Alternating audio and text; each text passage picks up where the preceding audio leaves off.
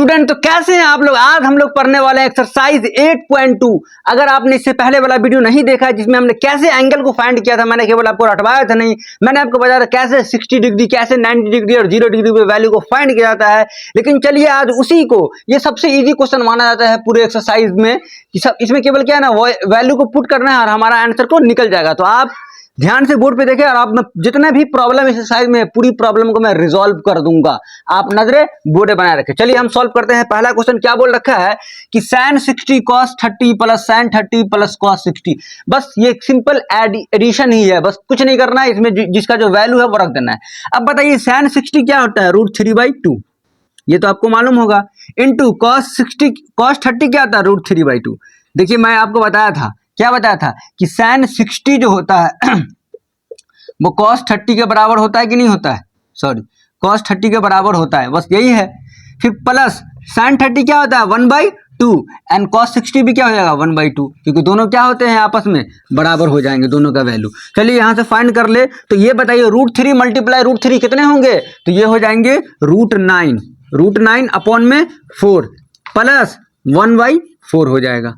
अब ये बताएं कि √9 को हम लोग क्या लिख सकते हैं, 3/4, क्योंकि 9 का जब हम रूट फाइंड करेंगे, जब 9 का हम लोग रूट फाइंड करेंगे तो क्या आएगा, 3 आएगा और प्लस 1/4।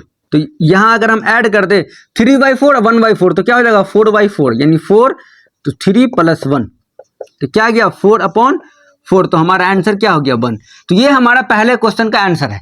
अब हम लोग सेकेंड क्वेश्चन को भी देख लेते हैं, एकदम ही इजी है। मैं क्या कहा आपसे, ये एक्सरसाइज जो सबसे इजी है पूरे ट्रिग्नोमेट्रिक एक्सरसाइज का। चलिए ये देखते हैं इसमें क्या बोल रखा है। इसमें बोला 2 tan स्क्वायर 45 2। अब बताइए tan 45 का वैल्यू क्या होता है, 1। tan 45 का वैल्यू क्या होता है, 1, तो 1 का स्क्वायर प्लस cos 30। अब cos 30 क्या होगा, जो sin 60 का वैल्यू होगा, यानी कि √3/2 का होल स्क्वायर माइनस sin 60 क्या हो जाएगा, तो ये भी क्या होगा, √3/2 का होल स्क्वायर। आप समझे कि नहीं समझे। देखिए cos 30 और sin 60 क्या होते हैं, बराबर होते हैं, आपको ये बात याद ध्यान रखना है। तो 2 × 1 का स्क्वायर क्या होगा, 2 प्लस, अब देखिए इससे ये खत्म हो जाएगा तो ये हो गया 0। तो क्या आंसर आ गया, 2। तो आपने देखा किस तरीका से हमने क्वेश्चन नंबर में क्या बोल रखा है कि cos 45 upon sec 30 plus cos 30। इसका वैल्यू फाइंड करने क्या करना पड़ेगा, हमें cos 45 का वैल्यू लिखना पड़ेगा। तो आप जानते हैं cos 45 का वैल्यू क्या होता है, 1/√2। देखिए इसको हम ध्यान से समझिए, गड़बड़ी हो सकता है। और sec 30 क्या होता है, जो cos 30 का वैल्यू होगा उसको पलट देंगे, यानी कि 2/√3। ये किसका वैल्यू होता है, तो ये होता है sec 30 का वैल्यू। प्लस cos 30 क्या होता है, तो जो sin 30 का होता है क्या, 1/2, उसको पलट दीजिए, 2/1 हो जाएगा, यानी 2/1। इतना बात आप समझ गए। अब देखिए, अच्छा इसका मतलब जो है ये भाग कम, इसका मतलब क्या है, डिवाइड, इसका मतलब क्या है, डिवाइड। तो 1/2 को एज इट इज रहने दिए। अब बताइए √3 और 1 का एलसीएम क्या होगा, तो √3 हो जाएगा, होगा कि नहीं होगा।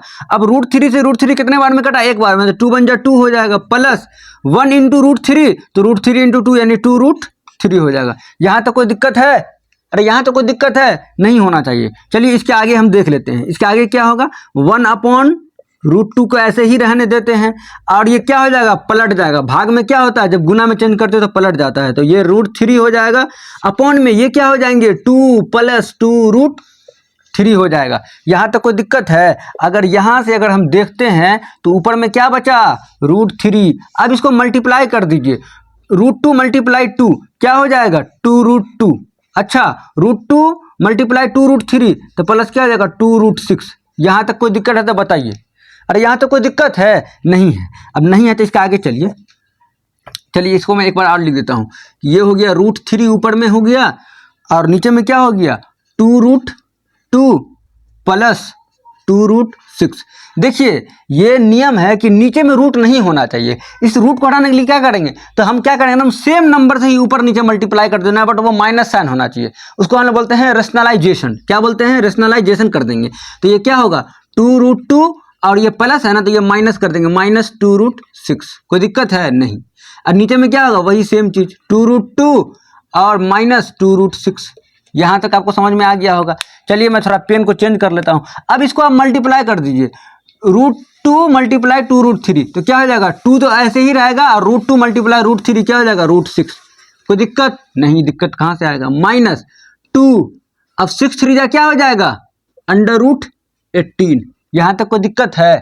नहीं है सर, दिक्कत कैसे होगा आप बता रहे हैं तो। अब देखो a प्लस बी और a माइनस बी क्या होता है? a square minus B square. तो अगर हम 2√2 का स्क्वायर कर दे, 2√2 का स्क्वायर और माइनस 2√6 का स्क्वायर, कोई दिक्कत है? नहीं, दिक्कत नहीं है।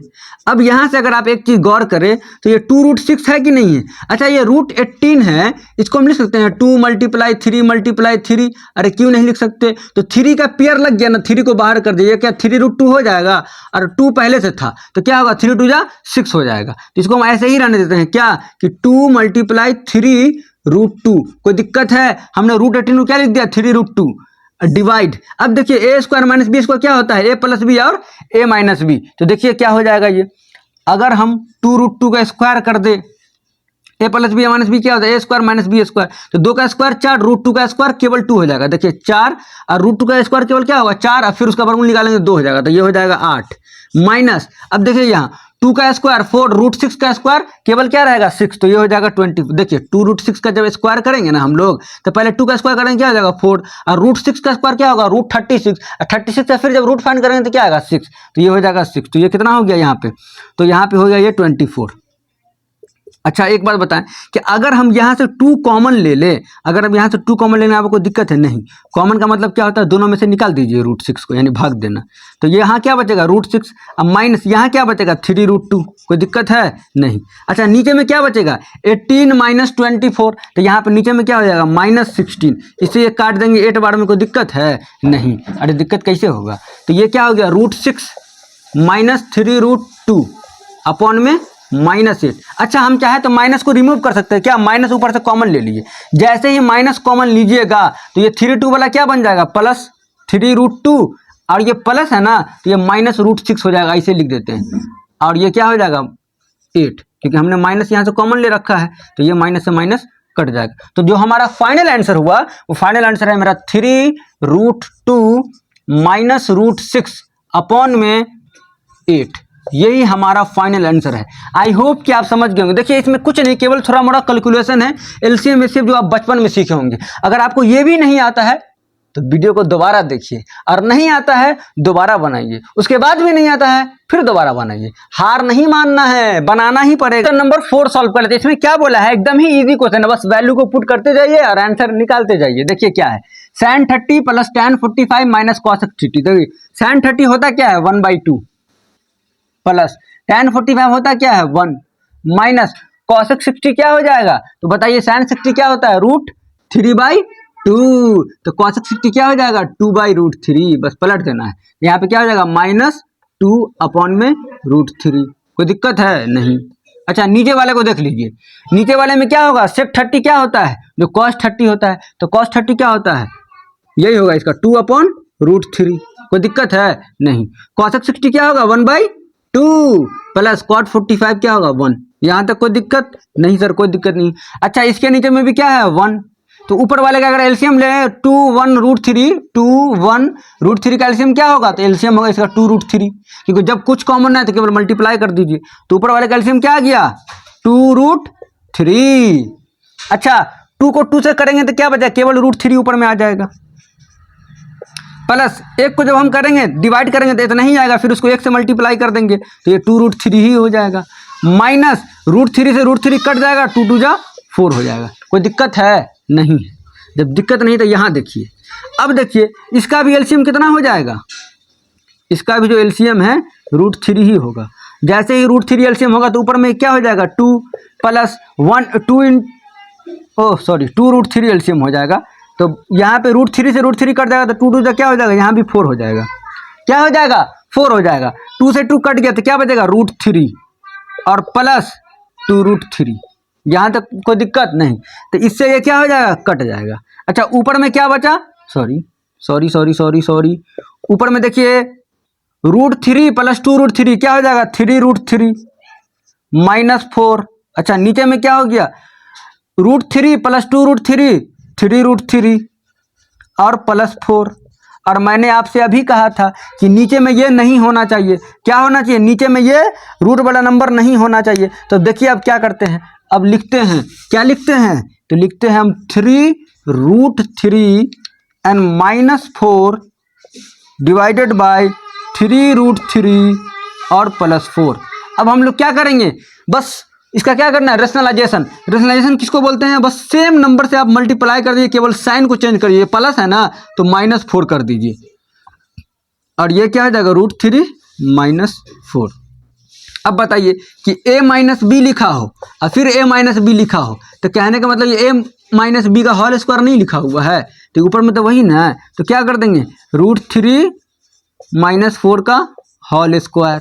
अच्छा नीचे में देख लीजिए, नीचे में क्या है, तो नीचे में है हमारा a plus B a minus B, तो ये क्या होता है a स्क्वायर, यानी कि 3√3 का होल स्क्वायर -4 का स्क्वायर। कोई दिक्कत है, नहीं कोई दिक्कत नहीं है। अब यहाँ से अगर आप इसको वैल्यू फाइंड करना है तो a माइनस बी का होल स्क्वायर क्या होता है a स्क्वायर, यानी 3 का स्क्वायर 9, ये हो जाएगा 27, प्लस बी स्क्वायर यानी 4 का स्क्वायर 16, -2ab यानी कि 2 × 3√3 × 4। कोई दिक्कत है, ये 27 कैसे आएगा यही सोच रहे हैं, अरे भैया 3√3 का स्क्वायर नहीं आता है आपको, 3 का स्क्वायर कितना होगा 9, और √3 का स्क्वायर क्या होगा √9, फिर 9 का जब हम रूट फाइंड करेंगे तो 3 आएगा और ये 27। इतना तो अपना बुद्धि लगाइए, आप क्लास 10th में पढ़ रहे हैं बच्चे।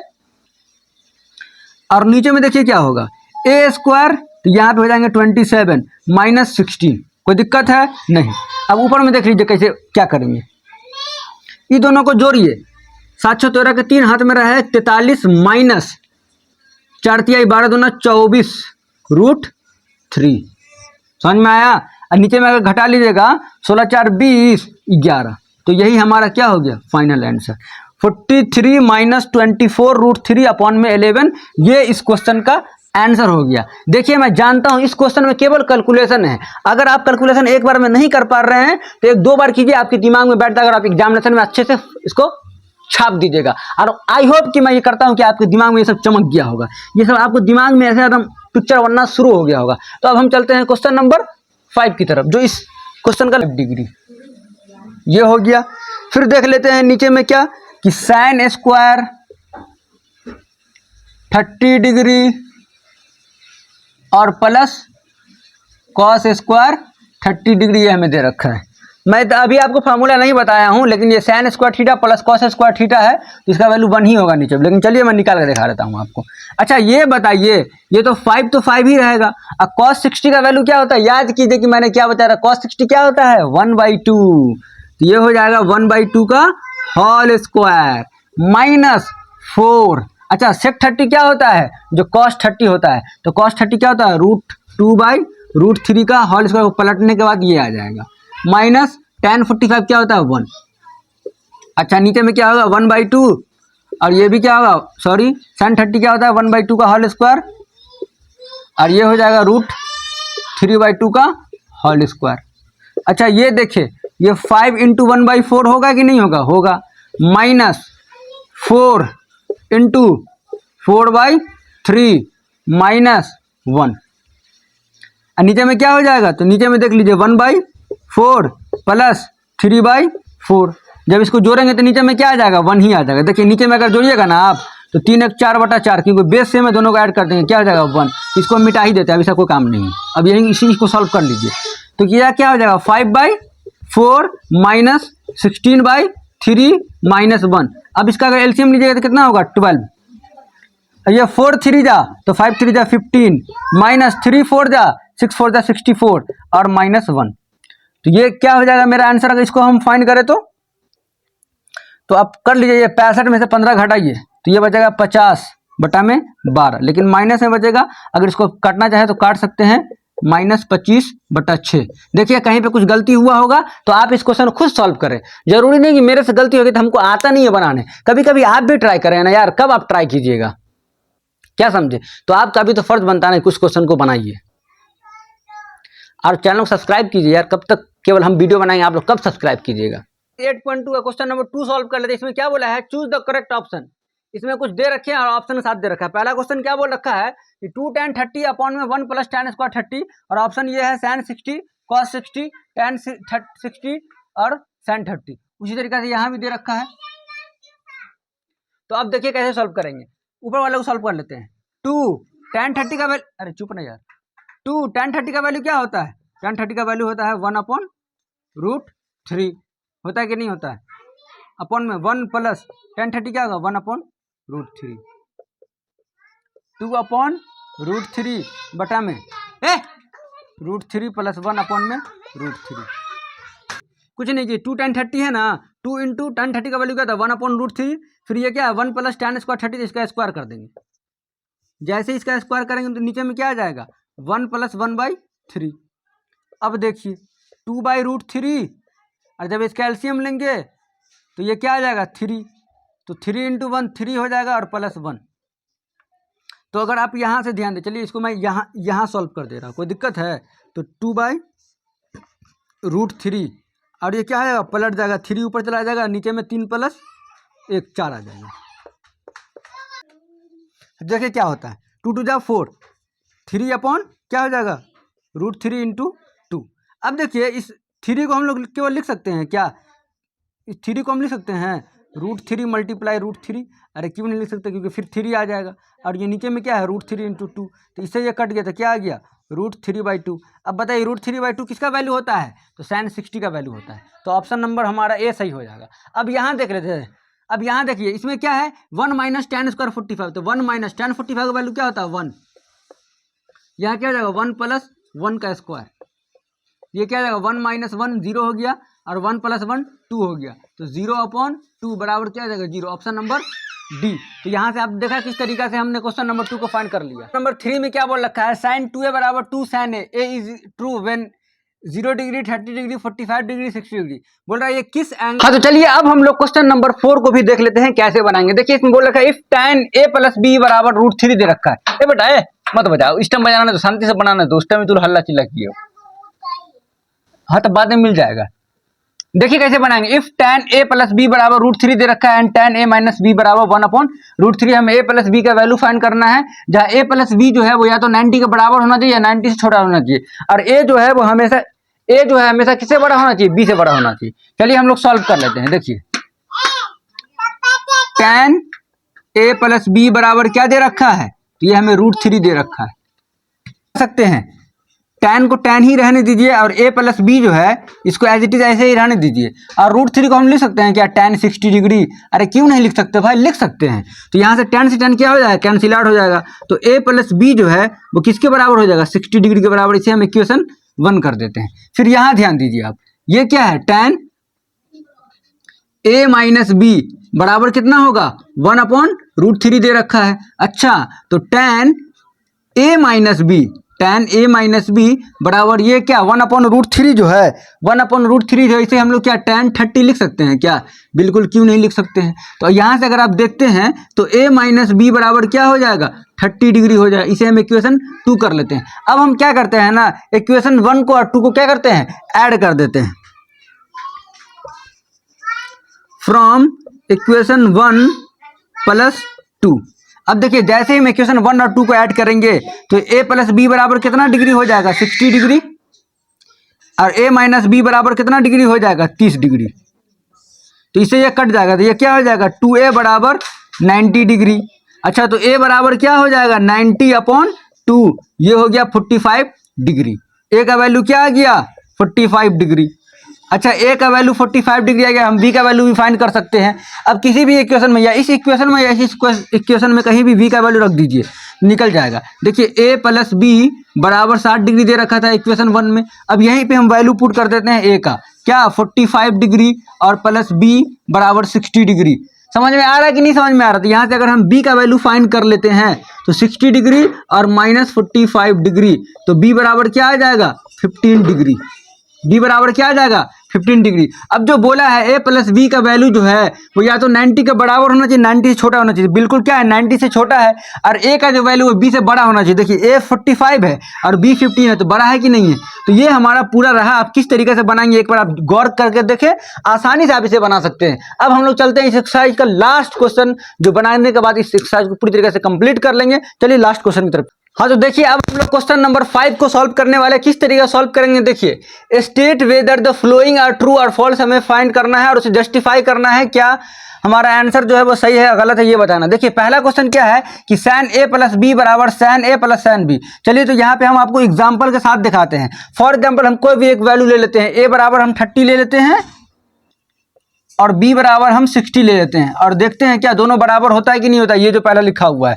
तो लिखा हुआ है साइन एक जगह पे क्या लिखेंगे 30 डिग्री एंड प्लस बी की जगह पे क्या लिखेंगे 60 डिग्री। क्या वो इक्वल है sine 30 degree and plus sine 60 degree, ये दोनों बराबर है कि नहीं। अब बताइए साइन 30 प्लस 60 क्या हो जाएगा साइन 90 डिग्री। अरे होगा कि नहीं होगा, ये साइन 90 डिग्री हो गया। अच्छा साइन 30 क्या होता है 1/2 प्लस ये साइन 60 क्या होता है √3/2 होता है। अच्छा साइन 90 क्या होता है 1 बराबर, अगर हम इसको ऐड कर देंगे क्या हो जाएगा 2 1 प्लस √3। तो क्या ये दोनों बराबर है, नहीं बराबर। इसका मतलब पहला वाला जो है वो ये फॉल्स है, पहला वाला क्या है फॉल्स। आप समझ गए ना, हमने दो वैल्यू लिया 30 लिया और 60 लिया, फिर हमने इस तरीके से इसको ऐड करके देखा दोनों तरफ इक्वल नहीं आया, इसका मतलब ये जो है हमारा फॉल्स है। चलिए अब सेकंड का बात कर लेते हैं। अब क्वेश्चन नंबर 2 में क्या बोल रखा है उसको भी देख लेते हैं। क्वेश्चन नंबर 2 क्या बोल रखा है the value of sine theta increase as theta increase. तो चलिए देख लेते हैं। अब ये बताएं कि साइन 0 डिग्री क्या होता है, तो साइन 0 होता है। अच्छा साइन 30 क्या होता है, तो साइन 30 1/2 होता है। अच्छा साइन 45 डिग्री बराबर क्या होता है, तो 1/√2 होता है। उसी तरीके से अगर हम साइन 60 ले लें तो ये क्या होता है √3/2 होता है। फिर साइन 90 क्या होता है, तो 1 होता है। तो आप देख रहे हैं पहले 0 वैल्यू था, अब क्या हो गया 1 हो गया। इसका मतलब कि अगर हम थीटा को बढ़ाते जा रहे हैं, एंगल बढ़ाते जा रहे हैं, तो मेरा वैल्यू भी क्या होगा बढ़ेगा।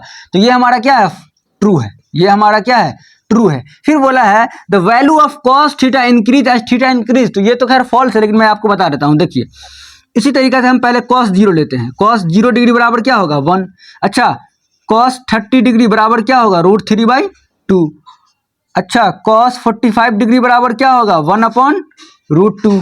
कॉस 60 बराबर क्या हो जाएगा, तो कॉस 60 बराबर होंगे 1/2 और कॉस 90 बराबर क्या हो जाता है 0। कॉस 90 बराबर क्या हो जाता है 0। तो देख रहे हैं जब 0 डिग्री वैल्यू था तो 1 था और 90 डिग्री वैल्यू हो गया तो क्या हो गया 0 हो गया। इसका मतलब हमारा इंक्रीज नहीं कर रहा, वैल्यू हमारा क्या कर रहा है इंक्रीज नहीं कर रहा, डिक्रीज कर रहा है। तो ये हमारा क्या है फॉल्स है, ये हमारा क्या है फॉल्स है, क्योंकि यहाँ क्या बोल रखा है the value of cos theta increase as theta increase. नहीं, जैसे ही हम थीटा को इंक्रीज कर रहे हैं तो मेरा वैल्यू क्या हो रहा है, देखिए 1 से 0 हो गया, इसका मतलब कम ना हो गया, तो हमारा वैल्यू कम हो रहा है, इसका मतलब ये भी क्या है फॉल्स है। अब देखते हैं कि साइन थीटा बराबर cos theta for all values of theta. क्या साइन थीटा कॉस थीटा की इक्वल है हर वैल्यू के लिए, तो ये गलत है, ऐसे मैं बता देता हूँ। देखिए फॉर एग्जाम्पल हमने एक बार ले लिया 0 डिग्री, तो साइन 0 क्या बराबर होगा कॉस 0 के, तो साइन 0 क्या होता है, साइन 0 होता है 1, कॉस 0 क्या होता है, सॉरी साइन 0 क्या होता है 0, कॉस 0 क्या होता है 1, दोनों बराबर है नहीं, तो ये तो यहीं पे गलत हो गया। लेकिन चलिए मैं एक और ले लेता हूं कि साइन 30 क्या बराबर होता है कॉस 30 के, तो देख लेते हैं। साइन 30 क्या होता है 1/2 और कॉस 30 क्या होता है √3/2, तो ये फिर से बराबर नहीं हुआ। इसका मतलब ये कहना कि साइन थीटा बराबर cos theta for all values of theta, ये गलत है। अगर ये होता ना कि क्या साइन थीटा किसके बराबर होता था, देखिए साइन थीटा जो होता है वो बराबर कब होता है कॉस थीटा के, जब हमारा थीटा का वैल्यू क्या है 45 हो, क्योंकि 45 एंगल है, दोनों का वैल्यू क्या होता है 1/√2 और 1/√2, तो सही होता। लेकिन यहाँ पे क्या होगा ये फॉल्स होगा, क्योंकि बोला है कि साइन थीटा बराबर cos theta for all values of theta. No, ये फॉल्स है। क्या है ये फॉल्स है, केवल एक ही 45 डिग्री पे ही दोनों इक्वल है। अब बोला है कि cot A is not defined for A is equal to 0 degree. Yes बिल्कुल सही है। देखिए मैं आपको कॉट का फॉर्मूला ही कॉट के बारे में मैंने आपको बताया था कि कॉट जो होता है, कॉट 0 डिग्री क्या होता है अनडिफाइन होता है। क्या होता है नॉट डिफाइन लिखिए या अनडिफाइन लिखिए, नॉट डिफाइन, ये नॉट डिफाइन होता है। उसके बाद फिर अगर कॉट 30 को देखते हैं तो ये क्या होता है √3 होता है। क्या होता है √3 होता है। फिर उसी तरीके से कॉट 60 क्या होता है, तो ये 1/√3 होता है। tan कॉट 45 क्या होता है, क्या होता है, तो ये 1 होता है। लेकिन 0 डिग्री पे क्या है, ये नॉट डिफाइन है कि नहीं, तो यहाँ पे लिखा हुआ है cot A is not define for A is equal to 0 degree. Yes, तो ये क्या है ट्रू है, ये क्या है ट्रू है। तो देखा हमने पूरे एक्सरसाइज को 8.2 एक्सरसाइज को, पूरी एक्सरसाइज को हमने बेसिक से लेके एडवांस तक मैंने सब कॉन्सेप्ट को क्लियर कर दिया। अगर आपको इस चैप्टर में प्रॉब्लम आ रहा है तो आप वीडियो को दोबारा देखें, और चैनल पे नए हैं तो सब्सक्राइब जरूर करें। तब तक के लिए जय हिंद। अब मिलते हैं नेक्स्ट वीडियो में नेक्स्ट एक्सरसाइज के साथ। जय हिंद, जय भारत।